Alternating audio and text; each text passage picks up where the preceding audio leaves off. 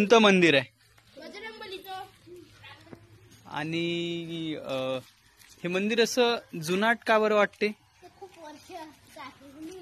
मग याची साफसफाई नाही होत का? नाही, पण कोणी करायला तयारच नाहीये. का बरं? तुमच्या गावची ओळख आहे ना, मला एकदा हे मंदिर दाखवा बरं जरा. बघा ना किती जिम पण आहे. काय गोष्ट.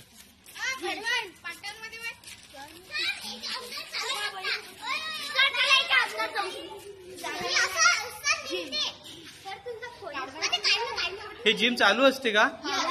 पण याच्यावर तर खूप धूळ दिसू राहिली मला.